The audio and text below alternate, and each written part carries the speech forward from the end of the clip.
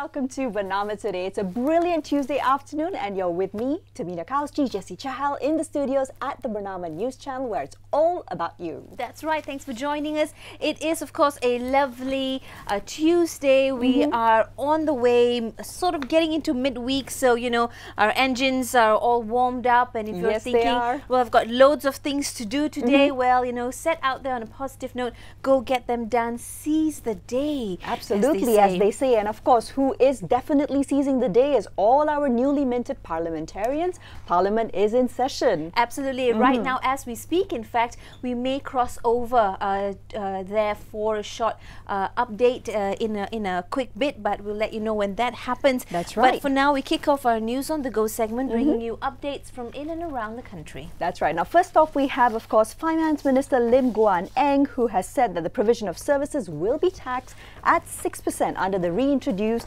Sales and Services Tax, or SST, while the sale of goods will incur a 10% tax, bringing us up to a grand total of 16% and no more. Absolutely. So the SST bill is expected to be passed only in August during the current seating and would be implemented in September. So we have a couple of months to kind of sort out. That's right. Get ourselves used to the new. That's right. And you know, like I said, get used to it, just like we did when we wanted to get used to the GST. Exactly. Previously.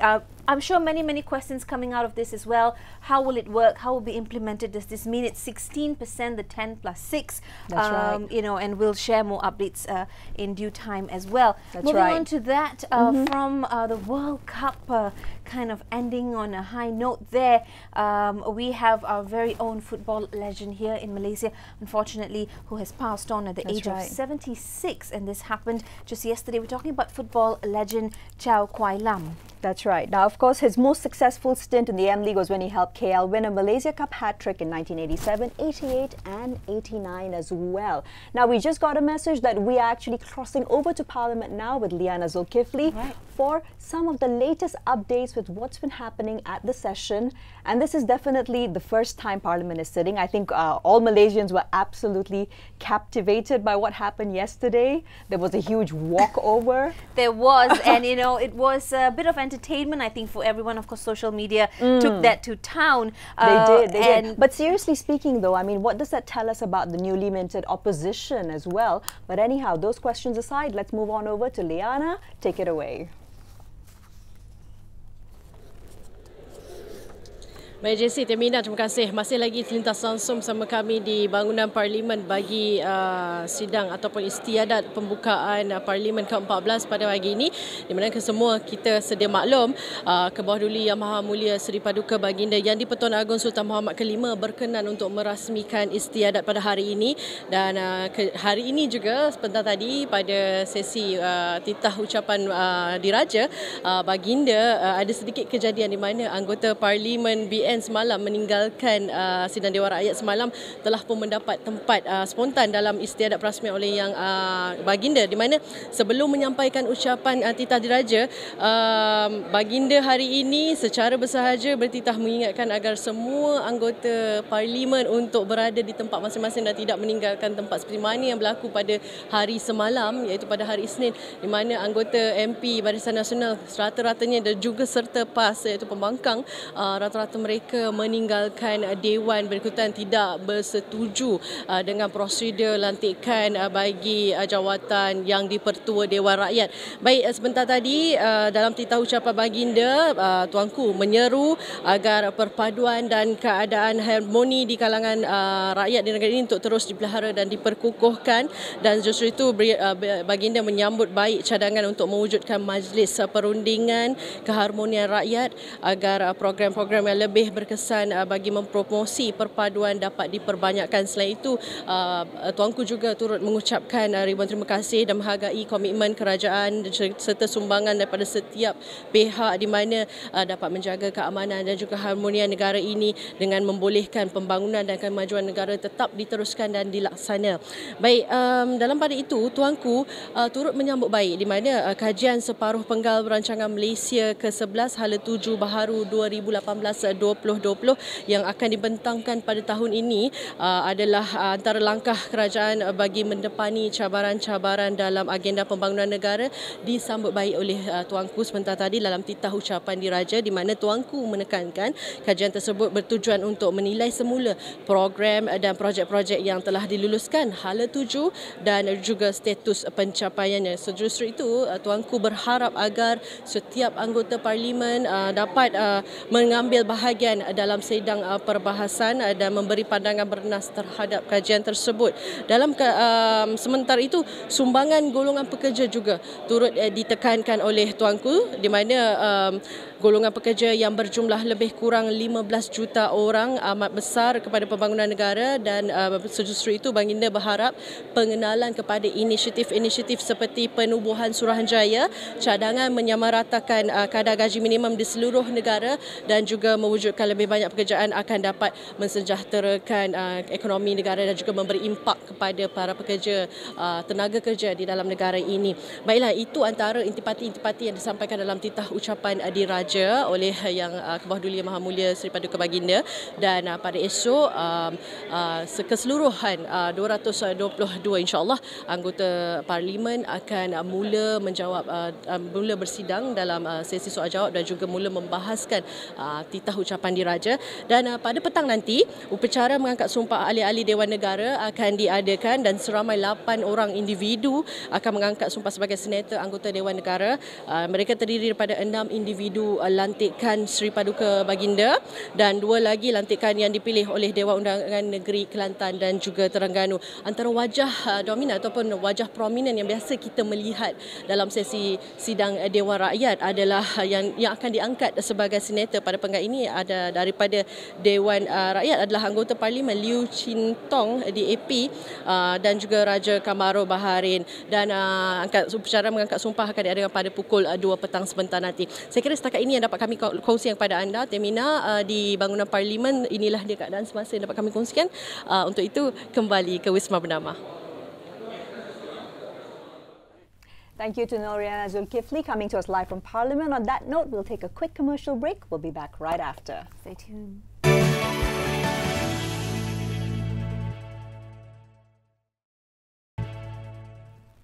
Hi there, thanks for being with us right here. Jessie Chahel, Tamina Kausi taking you through what is Tuesday, 17th July 2018. Thanks for being with us. If you've just joined us, we have just crossed over from a very important event that's happening, Tam. Exactly. So, of course, this is the first day that Parliament is sitting. All our newly minted parliamentarians are in the House. Hopefully, it's not the sort of turnout that ended up yesterday, Jessie, with a lot of the opposition actually walking out. That's right. So, it's probably never happened on such a scale ever before. But it did take place yesterday. The opposition walked out, leaving one person. That's right. Wadi Khairi Jamaluddin seated there. But of course, he's I think, really won the affection of Malaysians who are saying that, all right, that is how you stand up, and that is how you also make sure that you are an effective opposition, because you're there to listen, you're there to combat, you're there to give your opinions as well. And most importantly, to respect the House. Exactly, which is what he said the moment he stepped out of the House, That's right. He said he wanted to keep the integrity, sort of there, and that's why he kind of represented the entire opposition by having been seated there. Nonetheless, we have just heard from some updates from there, and we also had the King earlier this morning sort of infuse a bit of humor in there. Exactly. And he had something very cute to say, right? He actually did, and I think we can actually pull up that video now so that everybody out there who's watching us can have a look at the type of humor the leader of the country is also injecting into Parliament. And we generally think these are very serious proceedings, but there's always space for a little laugh. Absolutely. So let's take a quick look. Tuan Yang di-Pertua Dewan Negara dan ahli-ahli yang berhormat sekalian, sila duduk dan jangan lari.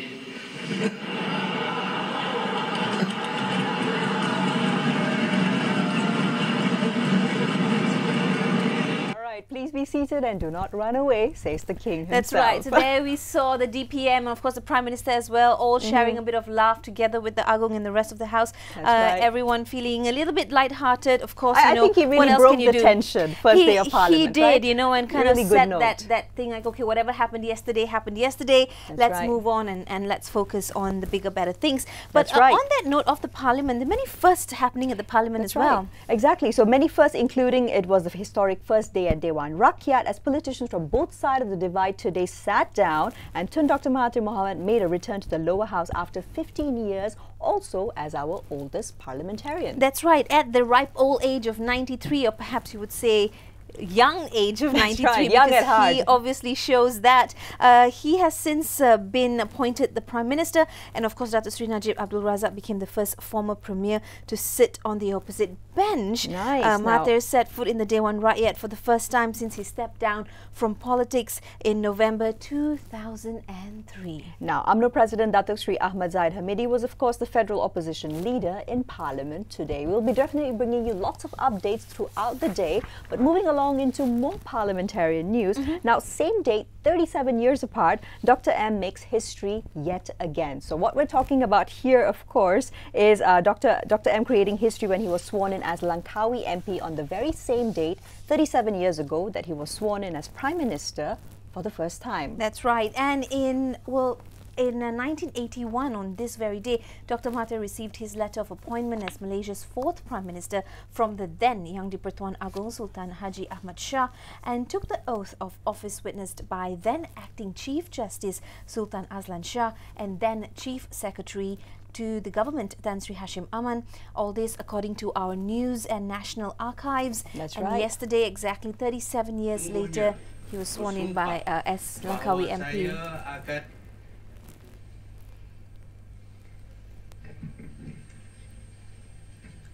Bismillahirrahmanirrahim.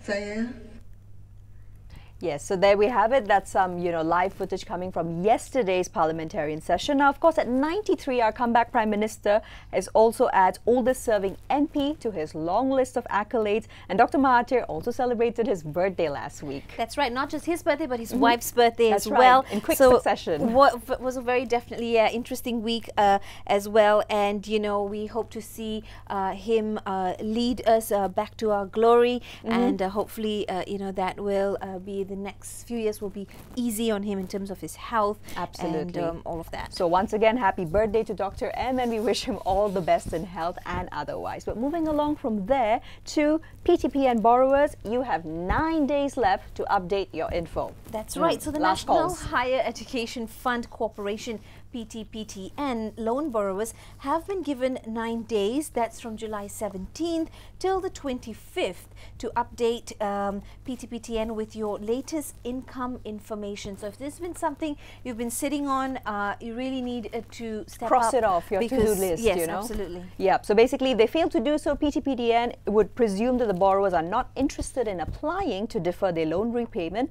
And Chairman Wan Saiful Wanjan, announcing this on Monday, said PTPTN is carrying out the information gathering exercise before implementing the loan payment deferment for those earning under 4,000 ringgit per month. That's right. So it's really easy. You don't have to go down to the office with your login details. You can, of course, do it online as well. So it's really quick. And apart from income information, as you mentioned, Tem, borrowers also need to update their personal details. That's right. Such as, of course, your address, your phone number, your email address, whatever not. So yes, get that done ASAP. Only 9 days and counting. Exactly, and I think you've been given plenty of leeway in so far, so don't hang on to it until the 8 and the 3/4 day and then complain that the lines are long. That's right. Moving back to another topic that's got everyone talking, whether it's at the mama or at home or a family gathering, GST versus SST. Which is better? Yeah. And what does it actually mean? Absolutely. Yeah. So the Domestic Trade, Cooperatives and Consumerism Ministry say they will probe claims on the unchanged prices of supplies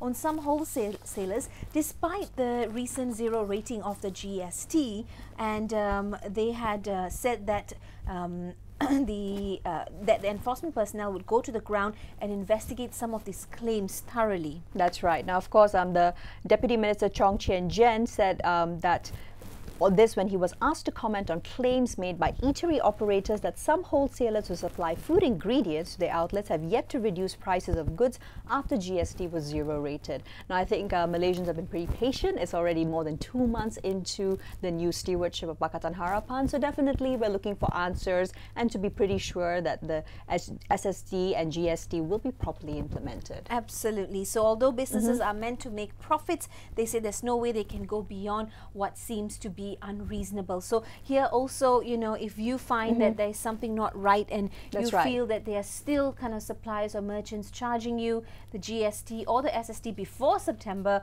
you can of course highlight that to the Domestic Trade, Cooperatives and Consumerism Ministry. That's right. Now, so on that note, we take a quick commercial break. We'll be back right after. Do stay tuned.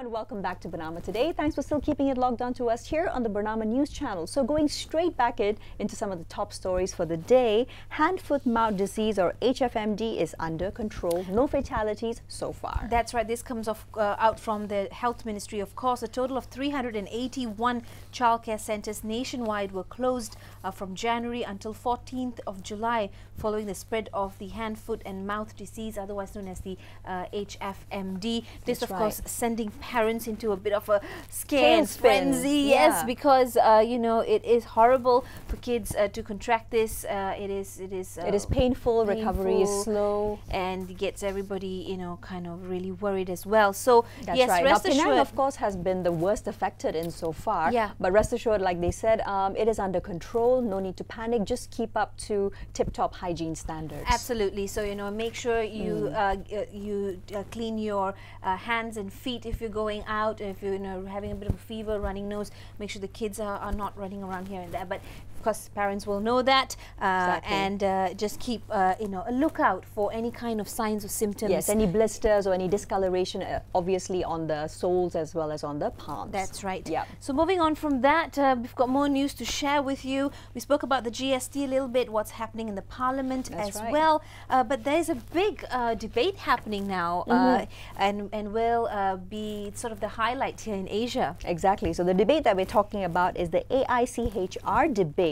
And this is, of course, a 2018 ASEAN Youth Debate to be held in Phnom Penh, Cambodia in August to raise awareness amongst youth in the region on human rights issues. That's right. There couldn't be a better time. I mean, it's always a good time, but right now with so many things happening, and you know, of course, with the advancement of social media and bringing the youth out into this awareness discussions as well, really kind of sheds the light on many human rights issues that that we really need to highlight around the world. Exactly. This is a 3-day program from August 25th, and it's organized by the ASEAN Intergovernmental Commission on Human Rights, and it will also, of course, go you know, further to provide opportunities for youth to voice out their views and interact with human rights experts. So, of course, we're playing you a couple of visuals in the background, which are from AICHR's conference, which happened in 2016, 2 years ago. Now, according to a statement by the International Division of the Ministry of Communications and Multimedia, the English language debate competition is open to all Malaysian university or college undergraduates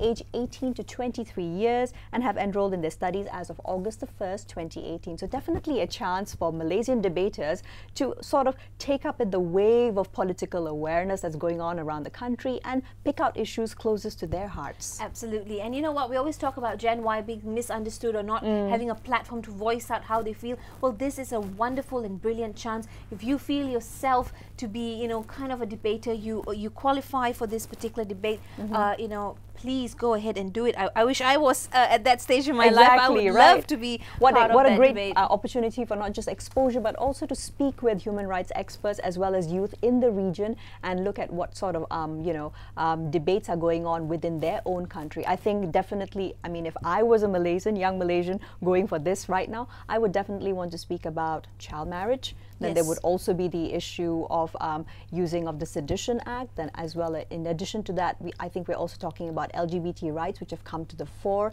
of late, and they haven't really been addressed quite properly by any of the parties in charge. That's right. That and a whole array of other issues, you know, whether it's here in Malaysia, in Asia, or even on a global front. If you're interested to take on that challenge or know of anyone else who you think might be interested, you can of course log on online and look for these forms. Remember, it is the AICHR, That's right, which is the ASEAN Intergovernmental Commission on Human Rights debate. That's right. So we're looking for 3 best debaters to represent Malaysia at this conference in August. Now, moving along from there to WhatsApp. Now, I think this is definitely something which preoccupies a lot of our working or waking day. It is. We use it for business, for fun, for leisure, for everything.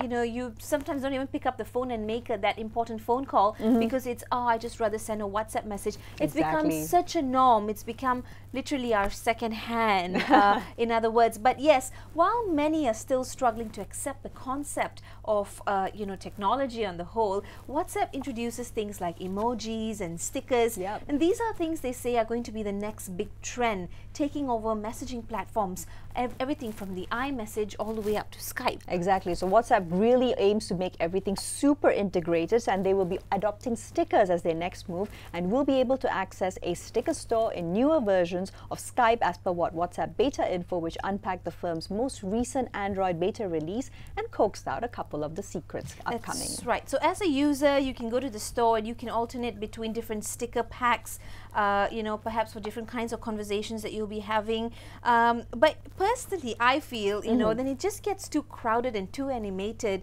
It kind of takes away the core of having speedy communication. Yeah, which is just to the point. It's already, we have this whole array of, you know, emojis to use, setting stickers on, but I guess, you know, you got to cater for everyone. Exactly, and choice is apparently limitless. But I mean, personally, I think I use the same half a dozen to a dozen maximum stickers over and over again. Yes, right? That's right. Exactly. So from there, moving into drones, the power of drones, utilities place bets on robots.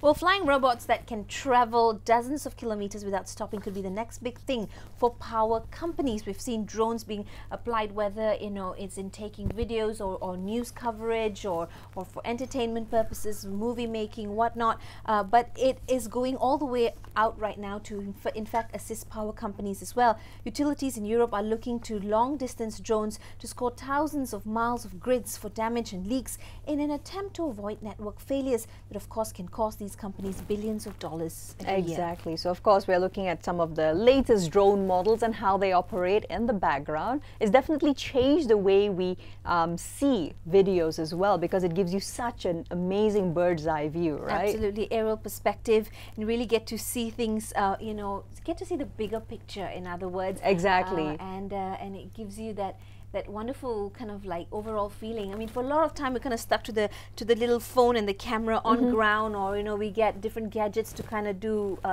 sky views, whatever, go up to tall high places, but this kind of changes all of that. It does indeed. So time for a quick commercial break. We'll be back right after. Stay tuned.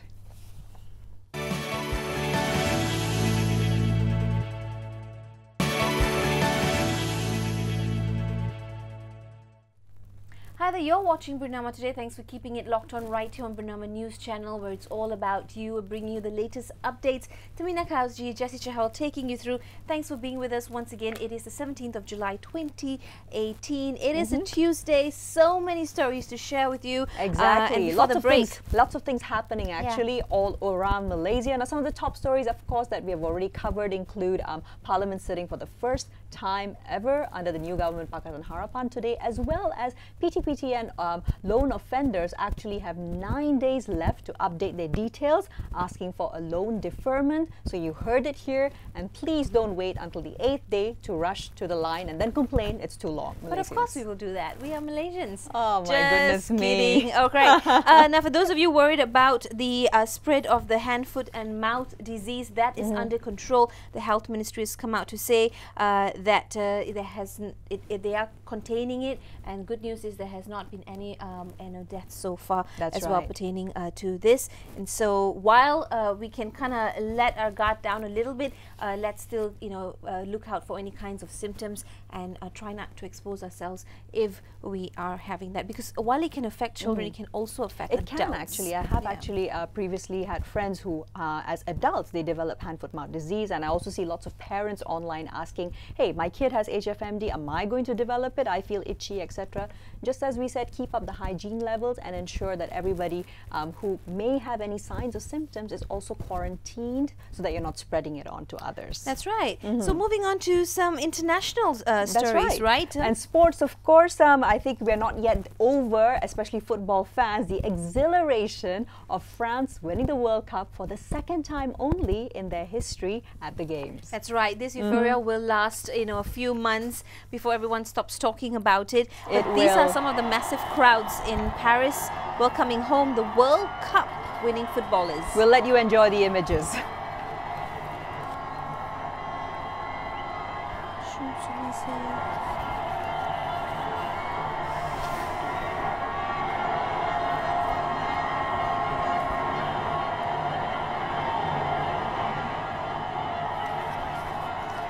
Now the team took a historic victory lap down the Champs-Élysées, the Grand Paris Avenue, where hundreds of thousands had thronged since France's 4-2 victory over Croatia in Sunday's World Cup final. Now for a third day in a row, the avenue was transformed into a boulevard of pride and surging happiness following a Bastille Day parade of French military might on Saturday that in hindsight was a preview for the elation of France's World Cup win. Bastille Day, of course, falls on the 14th of July. This has been, I don't know, a non-stop month of celebrations, I think, I'm predicting. Absolutely, it has been, and more so now for France. They are the world champions, and you can just hear that sound and that noise coming from fans on the streets, just welcoming home the heroes while they hold up the World Cup. High security there as well. Hundreds and hundreds of people, including those from soccer clubs connected to the French players, were all invited for a reception that in fact had taken place a couple of nights ago, last night I think it was. Exactly, goodness me. Now let's check out these visuals as we see the crowd, the throng of them. It literally looks like an enormous street party. I think this definitely outdoes Rio's annual samba party at this rate. It does for sure, and it's, and look at that as they approach. Different kind of party there all together, and the entire world is either envious or they are happy and joining in the celebration. Yeah, that's right. Now definitely this World Cup team also, Jess, it was such an inclusive World Cup team. Now any anti-immigrant, anti-Muslim rhetoric which has been going on, definitely it's a time to look at it in introspect, because France's World Cup victory was also delivered by an inclusive team with more than half the team actually immigrants or children of immigrants. Absolutely. So, once again, kind of like a globalization kind of feel right here that, soon in the future, I think, France will have, or any other country playing, will have that kind of inclusiveness as well. And we hopefully will be able to see ourselves more as one, united rather than divided. That's right. And I think nothing better than football to unite us all. But moving from France to Croatia now, and also to Croatia's real World Cup star,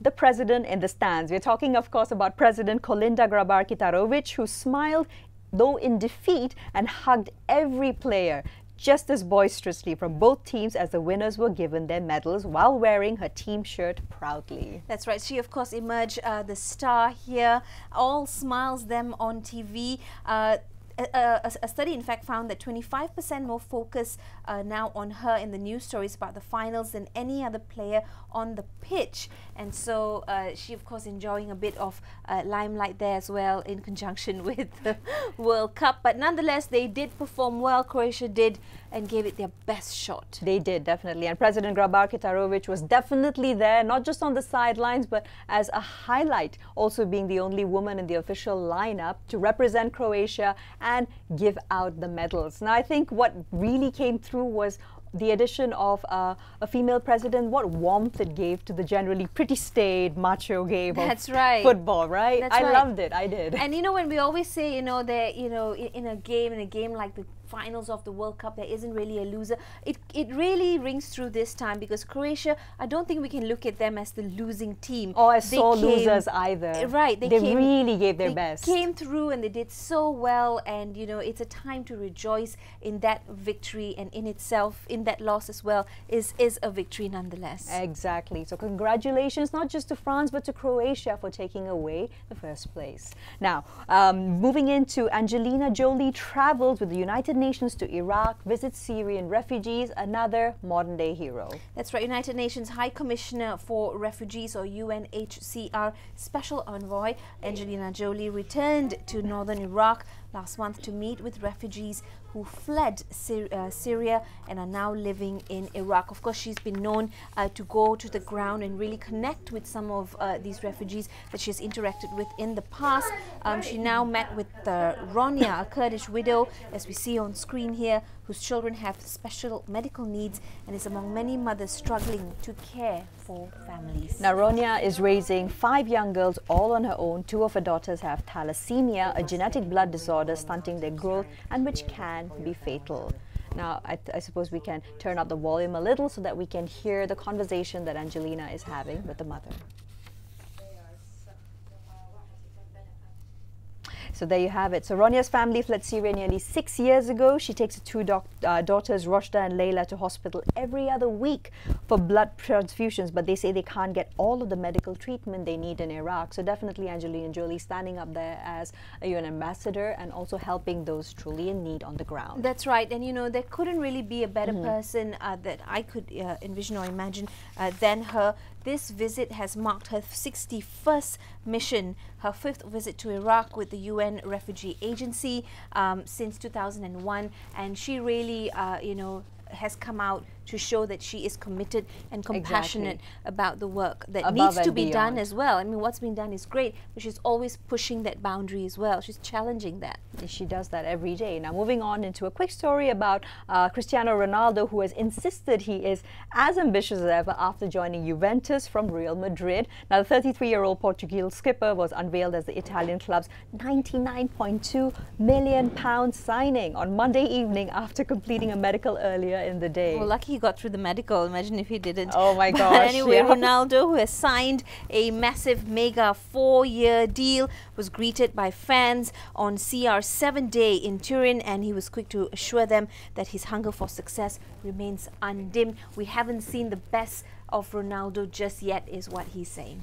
Exactly. So we love it that despite the World Cup, Ronaldo also still has his moment. On that note, we move into a quick commercial break. We'll be right after with our guest interview for the day. Do stay tuned.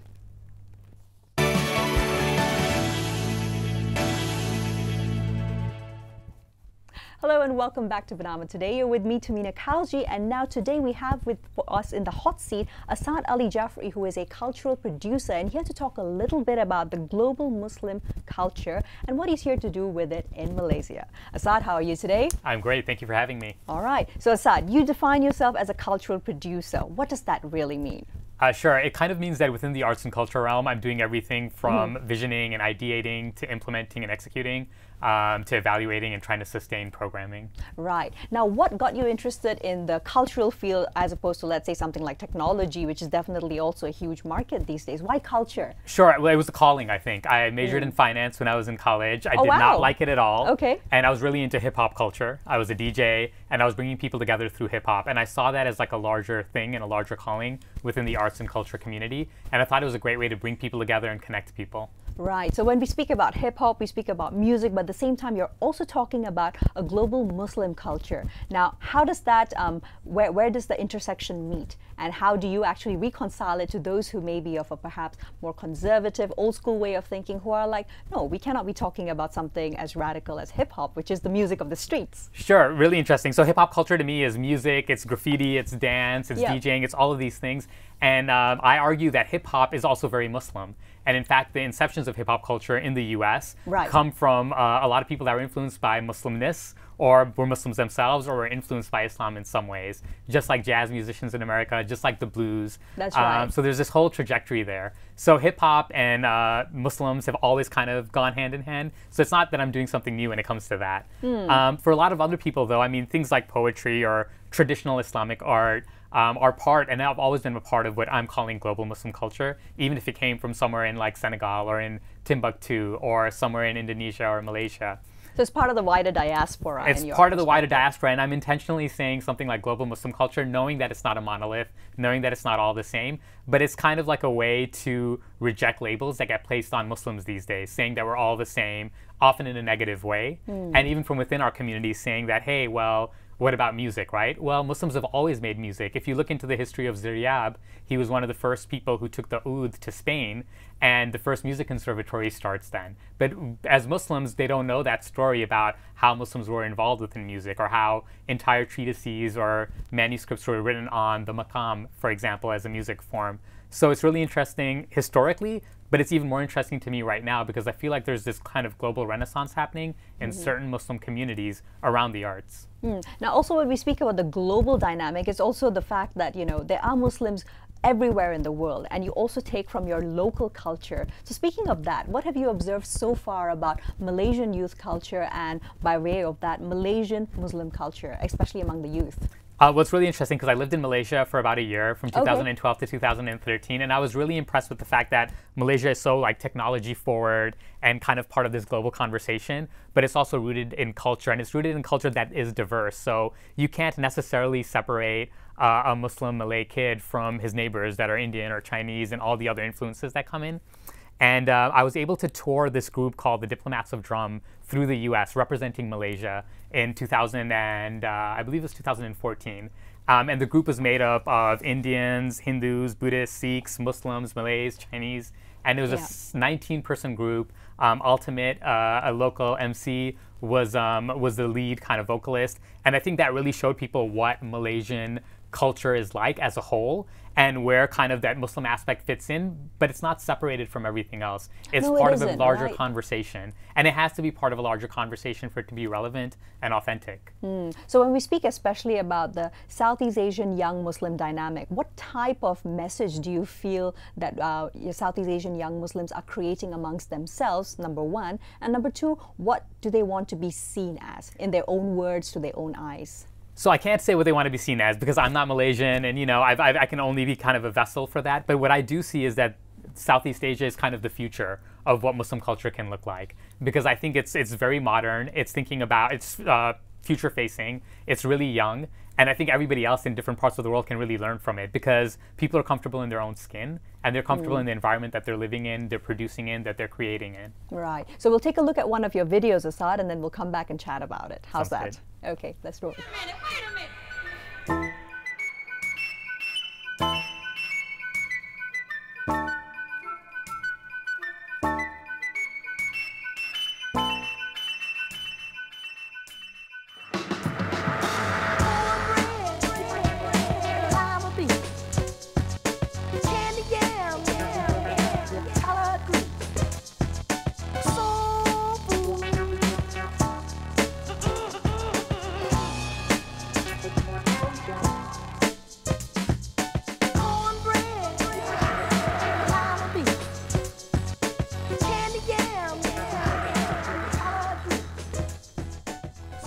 So there you have it. So that is your show, Footsteps in the Dark. Tell us a little bit about it. Sure. It's a show that I produced in collaboration with Words, Beats, and Life in Washington, D.C. Right. And we brought together 7 dancers of Muslim backgrounds from around the world, from Uganda, from France, from across the U.S. And we put together a show of hip-hop dance.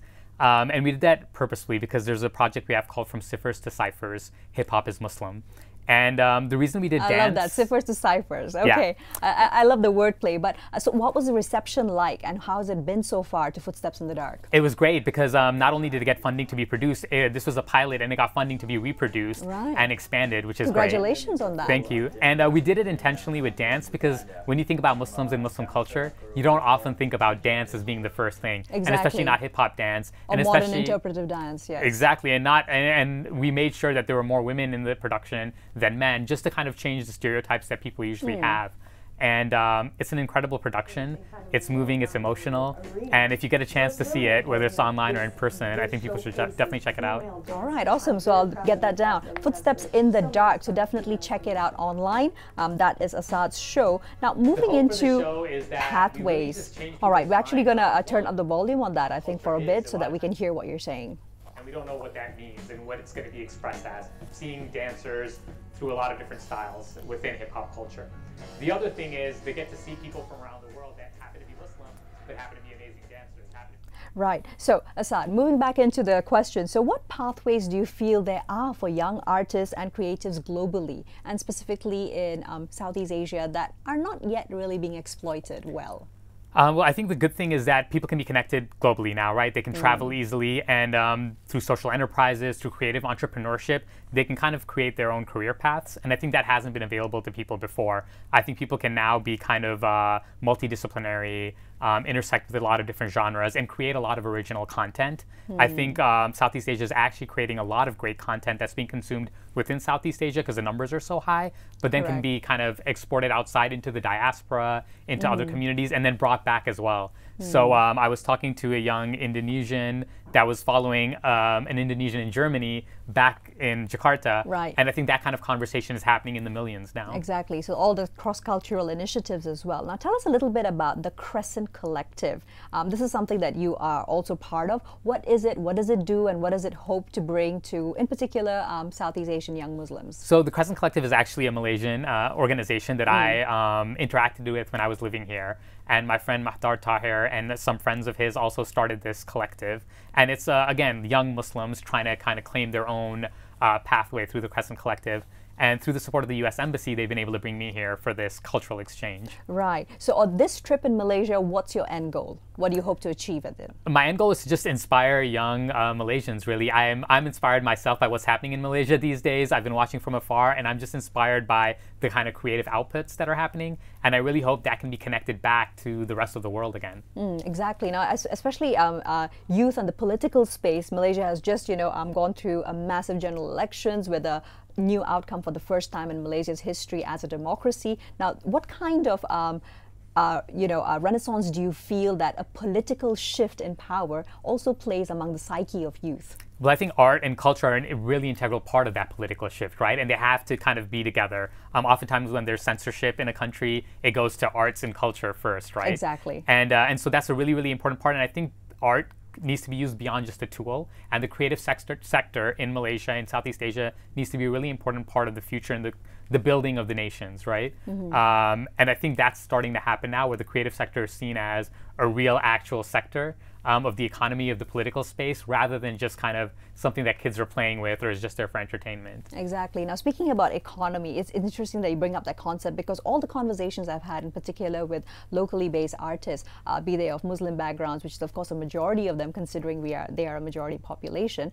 would be how do you make money from your art? And is it actually diluting your art if you're making money off your art? What are your thoughts? Great question. I have a workshop here in Kuala Lumpur that people can come to about creative career development. So if people want to check that out, that's on Thursday. However, I do think that in order to make money off of your art and to be successful, instead of thinking strictly commercially as to like what people are looking for, that it's almost too late when you're doing that. Being authentic and being real to yourself is actually going to keep you in for the long term. And any artist that you look at that is successful over their career is because they have this authenticity to themselves and what they stand for and what they represent. And I think that's my message to young people, is instead of trying to chase the newest fad or get the most followers immediately, that'll change in a couple of years. Right. Be true to yourself and you'll have this as a career. Okay, so I think those are wise words, but how does one, especially fledgling young artists, put that into practice? The whole, okay, you may not be making any money yet, but what do you do to sort of balance out your life whereby you do want to make a living off your art, but at the same time you're not even surviving? So what do you do when you're at that kind of a crossroads? Sure, I think there's a couple things. One, I think mentorship is really important. So having a mentor who's kind of done this before, and it doesn't have to be a mentor who's doing the exact same thing you are within the art form. It could be a business mentor or a business development mentor. The other thing is I think artists need to be creative beyond their specific art form, right? So a lot of people that I know that are great artists also teach, because the teaching is their real income, and then they're able to create their art as they need to. So being practical and logical as well. Create a business. There's a lot of different ways that you can use your creative mindset to bring in income without having to do that one thing that you're really passionate about that might drain your energy in order to do anything else. But now you're creating like a small ecosystem around yourself that's sustaining yourself financially, so that you have the creative time to produce what you really want to produce. That's right. Now, from the ecosystem that you've seen in Malaysia, what are some of the strengths and what are some of the weaknesses that can definitely be fostered to build a better situation and atmosphere? I think the strength is young energy. I think there's like this raw creativity that's happening right now in Malaysia, and people are experimenting a lot. So I think those are definitely strengths. I think weaknesses and perhaps challenges is I feel that young Malaysians sometimes want to be like other places and are not kind of happy being like what and who they are sometimes in terms of like production. So this is happening in the US and it's popular. This is happening in the UK. So maybe we should kind of create something like that. Jump on the bandwagon. Jump on the bandwagon. But I think there's something magical about Southeast Asia and about Malaysia in particular. And if people were to embrace that and then send that out to the world, others would really embrace it as well.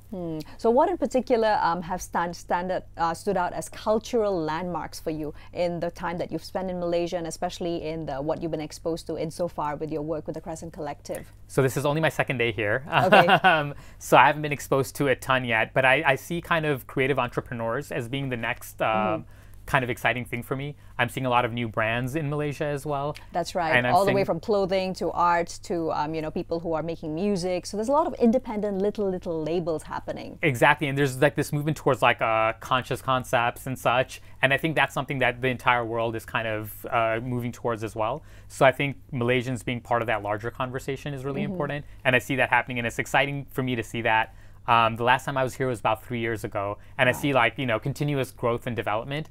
But the fact that I'm seeing kind of independent movements happen as well means that there's something interesting happening a little bit under the surface. Right. So as speaking about your collaboration with Crescent Collective, what hopes do you have for it? What do you think is going to come out of it by the time you're towards the end of your tenure for this time around? Well, we're having some interesting conversations. We're talking about global Muslim culture as we have, and there's a whole presentation with that. We're talking about the connection of hip hop with Muslims and Islam from its roots to now and in the future. And then we're doing a few like hands-on trainings. One is career development for creatives. The other one is community organizing for creatives. Because a lot of times in order to change the situation that we're in, we leave out the creative community sometimes. That's right. Whether it's for the politics or activist communities. And I think creatives have a really important part to play in that community organizing or organizing for social change. So when we speak about social change, definitely Malaysia is at that bridging point where we're trying to overcome a lot of the baggage which has been left behind by the previous administration. So what's your advice to artists who, a lot of them are also finding themselves, okay, so what do we have to say now that we've achieved change through the voter to the electoral polls? Sure, I think sometimes people are worried about what other people will think when they say it, right? And I think if all of those folks that were kind of in the art space said what they truly felt and said what was on their minds and were true to themselves, a lot of young artists, I tell them to worry about themselves and the people that they love and the people that love them. And if you stay that way, you'll be true to your voice, whether that's community, whether that's family, whether that's a group of friends, or whether that's your country. Right. And so if young Malaysians are doing that within this kind of new Malaysia now, I think it'll be exciting for not only all of us to see, but themselves and their communities that they belong to. Right, exactly. So keep the focus on who your people are and who your community is. So is that where the greatest art comes from? What about, you know, getting, putting in inspirations from other places, especially from the global Muslim culture? I think they should if it's real to them, right? So as a DJ, if it's real. If it's real, Okay, as a I like DJ, I bring in influences from all over the world. They're usually places I go to, or they're things that I understand. There's often times that DJs or producers or artists will take something, and it can almost border on cultural appropriation or a co-option of something that you don't understand. And I think that's dangerous because you may be disrespecting something, you may not be understanding the context, appropriating something. And so if you're influenced by something around the globe, sure, and that's part of hip-hop culture as well, sampling, remixing, and reinventing. But it has to mean something to you, and you have to kind of be humble when you're doing that. Right, okay, so brilliant. Thank you so much, Asad. We wish you all the best, and hopefully there'll be a lot more collaborations between you and Crescent Collective. So we're going to close with a video, actually. So let's check that out. I'm Tamina Kauji signing off for BERNAMA today. We'll see you again next round.